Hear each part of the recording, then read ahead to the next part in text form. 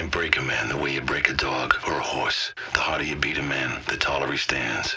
To break a man's will, to break his spirit, you have to break his mind. Men have this idea that we can fight with dignity, that there's a proper way to kill someone. It's absurd. It's anesthetic. We needed to endure the bloody horror of murder. You must destroy that idea. Show him what a messy, terrible thing it is to kill a man, and then show him that you relish in it. Shoot the wound, then execute the wounded. Burn them. Take them in close combat. Destroy the preconceptions of what a man is, and you become their personal monster. When they fear you, you become stronger. You become better. But let's never forget, it's a display. It's a posture, like a lion's roar or a gorilla thumping at his chest. If you lose yourself in the display, if you succumb to the horror, then you become the monster.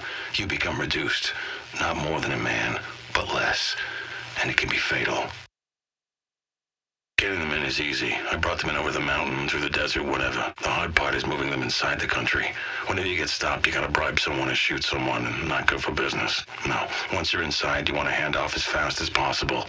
Let the customer deal with it. How do they move a shipment? I delivered 300 kilos of C4 to Bentue about 6 months ago. He showed up with a dozen of his men, dead men. He packed C4 into the corpses, figured no one would search them. Smart guy.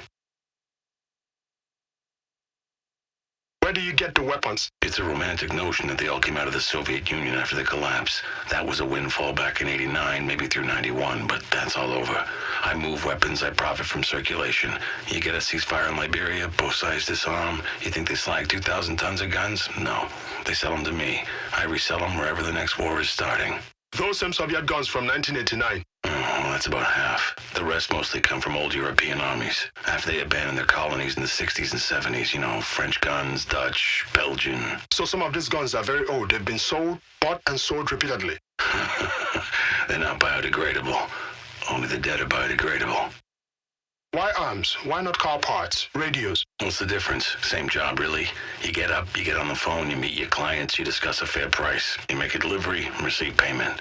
Sounds boring, but it's not. It's just simple. I'm doing what men have been doing for thousands of years, trading one thing for another. If it's you who wants to attach morality to it, make it evil. Insane.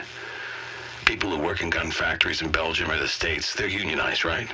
You think kids making radios in Bangladesh pull down 40 grand a year on a 40-hour week? You start thinking too much about morality. That's insane. Why Africa? People need weapons all over the world. Why here?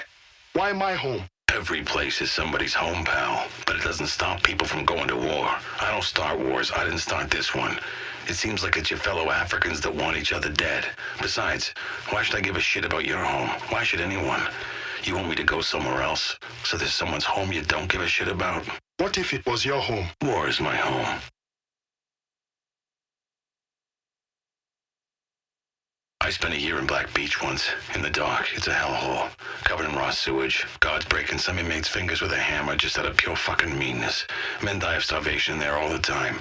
I saw a guy in the opposite cell catch a rat with his teeth, because they had him in handcuffs 24 hours a day for 2 months. He couldn't eat. Seeing someone do that, he was weeping while he crushed it to death in his mouth. Seeing his eyes, his face, it's madness. He was dead 3 days later. What killed him? Realization of what he turned into. How do you become an arms dealer in the first place? Back in the Navy, we delivered guns all over the world, dropping off guys with 20 crates of rifles for the local fighters, so they could knock over some dictator. Mind you, that's not 20 crates of factory M16s. These were illicit weapons, confiscated in some raid and then redistributed. No paperwork, right? If a crate here or there goes missing, hey, it happens.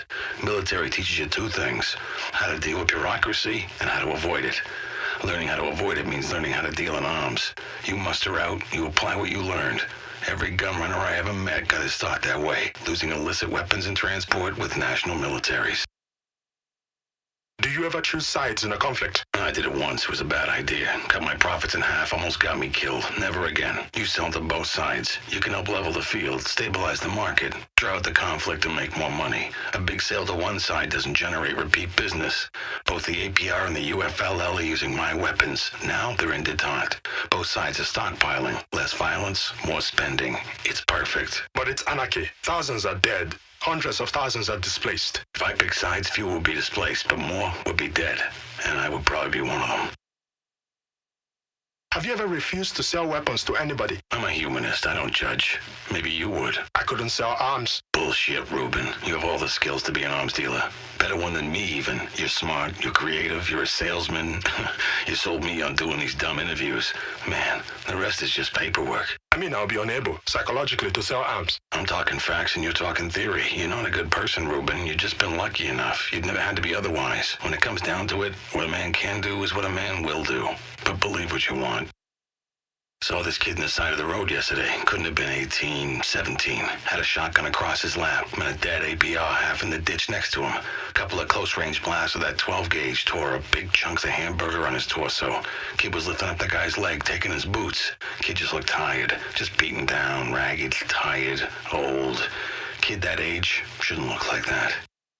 I'll tell you what's sick. People in the UK, in the US, fucking Canada, Sweden, they pay their taxes and some remote piloted drone fires a missile into a public market to hit some warlord. Yeah, so maybe war doesn't happen for another 6 months and the price of the gluten-free sorghum bread stays low. It's not sick to harm people. It's sick to bump off their crooks and dictators in protection of our interests and then call it international justice. These people don't have remote piloted drones guarding their interests 10,000 miles away. They don't have a war machine paid for with taxes. Where I am, they usually don't even have a fucking government. The drone is the oppressor. The gluten-free sorghum bread is the oppressor. The AK-47 is the great equalizer. I empower these people. What do you think you're going to achieve with this interview? You think somebody in the Pentagon's going to read it and come after me? Shit, no. I'm a necessary evil. They want me here. They're glad I'm here. Because if I wasn't, they might have to come try to stem the tide. It would be thankless and worthless. And once the bodies started coming home in bags, they're screwed. A dead 23-year-old from Iowa gets more airtime than the death of 50,000 people he gave his life to protect. So even if they did give a shit, their own media prevents them from taking action.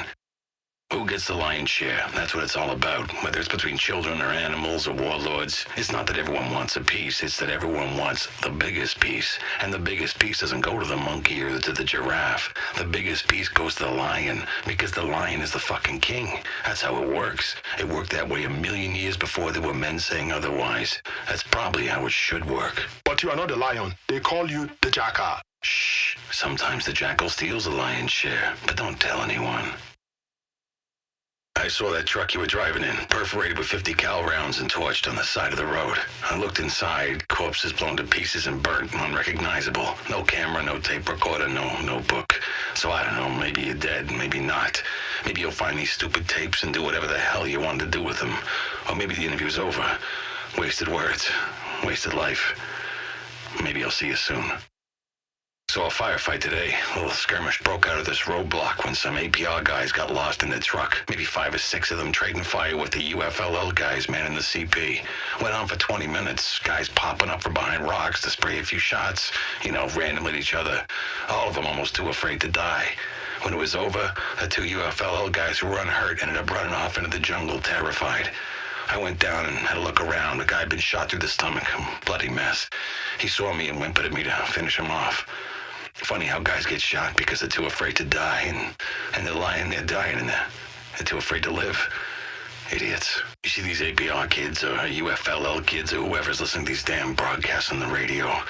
Bantue, Tambosa, I can't even remember who, because what's the difference? Glassy-eyed little shit shouting out in support of whatever propaganda, lies, bullshit's being spouted at them. It's absurd. These guys are already dead. They're blowing each other away for someone else. Tambosa, Bantue, UFLL, APR. There's no popular resistance, no liberty or labor. There's no ideology at all. There isn't even a desire to win. There's no sense in it. No sense in it at all. What would it matter if we butchered the lot of them? Would it change anything? If you have to kill someone, if you have to, is it somehow better to do it clean with a bullet through the head? Is it somehow worse to chop him up with an axe? And what if you have to kill 10 or 100 or 1,000? What if in doing it you save 1,000 or you spare 10? What if you save yourself? What is the measure of a man or of his murder? By what insane calculus can we answer questions like these? Should we even try? Dear Jackal, our mutual friend from Tangiers had an intriguing story to share with me. I was wondering how a bunch of goons living in a 200-year-old fortress got a shipment of new combat shotguns. Now I know. I suggest you be more careful about who you trust in the future.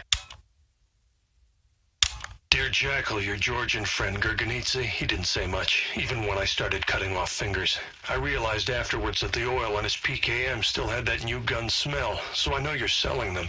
Now I've got to figure out, where does one hide 100 tons of guns during total anarchy? Dear Jackal, they know you'll kill them if they talk, and they know I'll kill them if they don't, so all they can do is scurry. I just wonder where they'll all run to.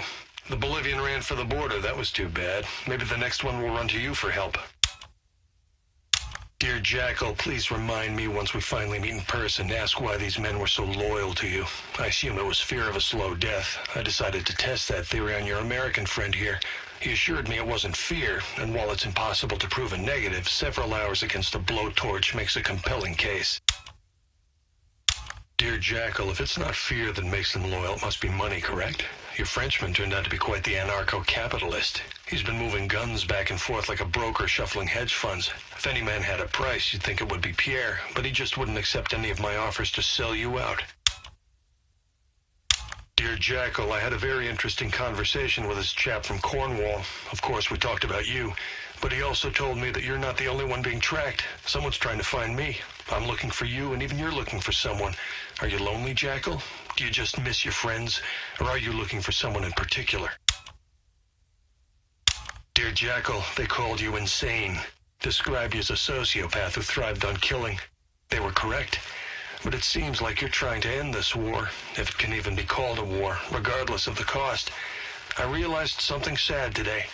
I won't be able to resist the man who comes after me, the way your friends resisted me. Since I'm not strong enough to keep your secret, I'll protect it the only way I know how, by blasting it out the side of my head. I know you have plenty of bullets, Jackal, but I'll save you this one.